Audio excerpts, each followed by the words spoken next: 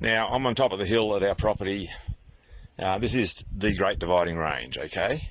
So this is where I brought the 7:30 report the other week. I expected to do the interview up here because I wanted to show them this. Now, I'm on top of the Great Dividing Range. To the east, all the water runs down into the Hunter. To the west, that's the Talbragar River, runs west to the Murray-Darling system. To the north, or northwest of here, is the town of Coolah. Those ridges are skyline to the north. There's a wind project there, Tilt, 185, 215 metre turbines, okay, to the north of Coolah. The ridge, except the far horizon, is actually Coolah Tops National Park, but they go right up to the border, not actually in the national park. To the west, that ridge over there is the Asen wind farm, another 138, 250 metre turbines. That is what we're looking at around the town of Coolah, and that's repeated throughout the Central West Res. There's up to 1,000 turbines listed at the moment in the projects for the Central West Orana Res. Each one of those has over 2,000 tonne of concrete in its base, 600 tonnes of steel in the tower, plus the Rio, plus I don't know how many tonnes of carbon fibre and epoxy in the blades.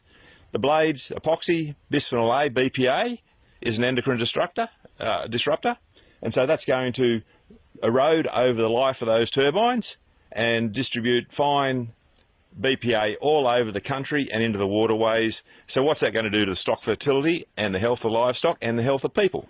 But they don't want to talk about that. It doesn't exist. It's not a factor. But this is where we live, and that's what we're looking at. And before they talk about greedy farmers and how much money we're going to get, southeast of Mudgee, which is to the south of here, Crude Iron Wind Farm has been sold 3 times, I think, in about 7 years.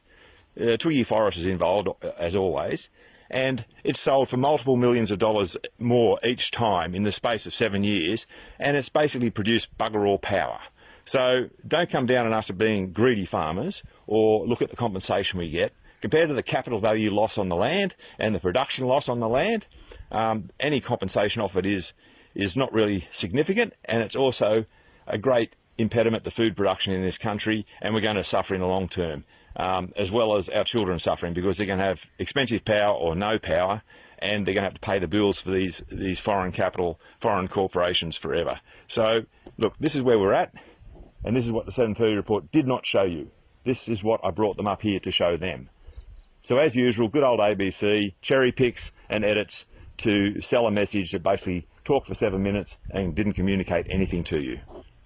Hang in there. Cheers.